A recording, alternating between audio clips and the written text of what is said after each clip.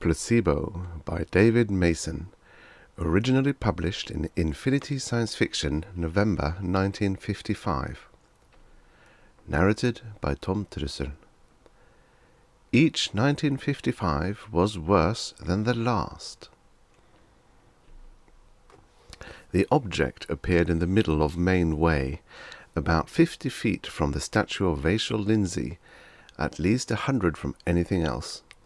It was much too big and complicated to have been hidden anywhere, and it hadn't any wheels, tracks, wings, or other visible means of movement.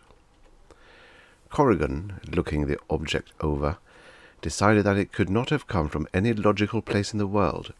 Not being prejudiced, he then thought a little about the illogical places, and the places that weren't in the world. Corrigan decided that it must have been another attempt at time travel, and he clucked his tongue sympathetically. Well, someone had to break the news. Corrigan arose from the grass and walked toward the object. There was a young man sitting in the object, on a sort of high saddle. He looked a little wild-eyed, and he seemed to be talking to himself as he pulled and twisted at the rows of controls in front of him. Corrigan, looking up at him, decided that he couldn't be very healthy, and that the stiff grey garments he wore must be extremely uncomfortable. "Greetings, traveller," Corrigan called. "You're speaking English!" the young man exclaimed. "Good! Maybe I can get some help here. What year is this?" 1955 by most systems." The young man turned a little paler. "I just left 1955, he said unhappily. 4 times, in fact. 4 different 1955s, and each one's a bit worse. Now the machine won't work." "Your theory's wrong," Corrigan said calmly. "Hasn't it occurred to you yet that time travel might be impossible?" The young man made a choked sound. He began to climb down from his perch, keeping his eyes fixed suspiciously on Corrigan as he did so. He saw Corrigan as a small brown man, dressed in loose blue trousers, barefooted, and with a puff of white hair that seemed never to have been properly cut. The lawns and grassy roads, the bright and impermanent-looking buildings, and Corrigan himself, all added up to one thing in the young man's mind. "You're wrong," Corrigan said. "I'm not a lunatic, and this isn't an asylum. We don't have them." The young man on the ground now stared at Corrigan in evident horror. "Mind-reading?" "More or less," Corrigan said. "It saves time. For instance, you're Darwin Lenner, and you'd like very much to get back to wherever you started from. In fact, you have to, or something unpleasant might happen to you by your standards." "I'd be absent without permission," Lenner admitted. I wish you wouldn't do that." "Only when absolutely necessary," Corrigan smiled. "I'm a philosopher by trade myself, not a mind-reader. My name's Philip Corrigan, and I'll be very glad to help you on your way. But I think it might be a little difficult. We aren't really a very mechanically minded people here." Lenner ran his hands through his hair. "I've got to get back. Isn't there anybody who knows something about time machines?" Corrigan had been thinking swiftly. He had also been carrying on a conversation which Lenner could not possibly hear with a man who was several miles away. "Well, he wants to go home. Fine, he ought to. Why doesn't he? He lost his confidence. He thinks his machine's broken down. That kind, eh? I suppose the thing never really did work very well." "Most of them don't. They go travelling around hit or miss through probability under the operator's own mental stream. But this fellow probably comes from a world where an idea like that's illegal." "Sounds like it. Corrigan, take him on a guided tour or something, and keep him busy. I'll be over as soon as I can. I'm going to do something for his self-confidence. Here's the story to give him."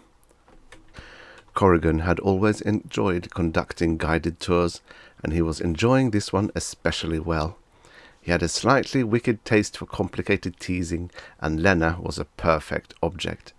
He had evidently come from one of the more unpleasant probabilities, a world full of complex rules and harshly restrictive. Anything that he saw bothered him.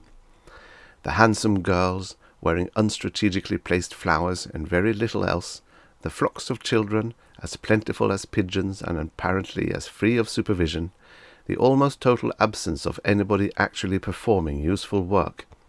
All of it contributed to Lena's increasing nervousness. The guided tour went in a wide circle, and Lena and Corrigan wound up sitting in a tavern facing on Mainway. Lena ignored the green drink before him and peered unhappily out the big window toward his machine. "Where is that friend of yours?" he asked for the 5th time. "He'll be here," Corrigan assured him. "Why hurry? Don't you like it here?" Lena's mouth hardened. He looked around him and shook his head. "No." He spoke almost apologetically. "I'm sorry. Well, look, old fellow, no hard feelings, I hope, but this world of yours is primitive. Degenerate, I'd say." "Primitive?" "No laws, not even morals. Those girls. And, of course, you don't have any civilized advantages, not even ground transportation. That man you spoke of has to walk here, and that's something else I don't understand. You say he's another time traveller." "Probability traveller, actually," Corrigan corrected. "All right, probability. Why does he stay here? Why would a really intelligent man give up civilization?" "Well, you know how it is. He's gone native, you might say. Life among the lotus-eaters and all that. Might happen to anybody, even yourself." Lena shuddered. "It's all right, though," Corrigan continued. "He'll be here any minute, and I'm sure he'll be able to help. Knows all there is to know about these machines. In fact, here he comes now." Burwell entered, and Corrigan could hardly suppress a small chuckle.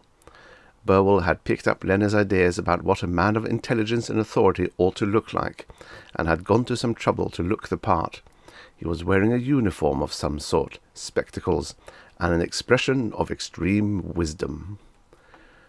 "I'm sure I can repair what's wrong," Burwell told Lena. "Let's go and look at your machine." Arriving, Burwell climbed over the mechanism with an air of bored ability, occasionally thumping at something, adjusting something else, or hitting a part with the tool until it rang. He muttered to himself as he worked, allowing the sound of his musings to drift in Lena's directions. Badly twisted impeller. The varish is more or less waffled. Let's see if... there we are." He climbed down and solemnly shook hands with Lena. "Fine machine you've got there, my boy. It'll take you back to your own place quite easily now. There wasn't a thing wrong except the drift crotch. However, I wouldn't use it again if I were you. There's no real control on these things. A man could end up anywhere. And, of course, you'd never find your way back here without control." "Well, thanks," Lena said doubtfully. He glanced around. "It's a shame there's no way we could regularly communicate between our worlds. There's a lot we could do for this one." "I'm sure of that," Burwell said, hastily looking away. "But it isn't worth the danger and difficulty of reaching us. For myself, it doesn't matter any more." He assumed a nobly tragic expression. "But you are young. You've got your life ahead of you. Your state and your society need you. I'm glad to help you on your way." Lena mounted the machine, and Burwell beamed a thought at Corrigan. "I've convinced him that the thing works, and that it would not be easy to come back. Actually, that machine of his is a real work of art. It doesn't do a damn thing. This boy comes from a place where they have to have a mechanical crutch for everything. His gadgets are pink pill stuff. Something to convince him he can do things he could do anyway. All we have to do now is give him a small mental shove to help him along, and he'll be home in no time. All right now, shove." Corrigan and Burwell shoved. Lena and his machine faded and were gone, leaving only a flattened place on the grass. "Brr," Burwell said. "Am I glad that worked. If he'd stayed another week or so, we would have to have our first lunatic of the century." "Or worse," Corrigan said, stirring the grass with his toes. "Did you get what he was thinking about when he talked about his world and ours getting into touch and civilizing us?" "I got it all right," Burwell said. "The fellow's mind was a swamp, a real primitive, and just like any other primitive, all he needed was a placebo from a witch doctor. Me in my savage regalia. Just let me get this thing with the glass in it off my nose, and these button things opened up a bit, and we can get on with that chess game. I hope the next traveller picks somewhere else to land, though. I've never felt so silly in my life."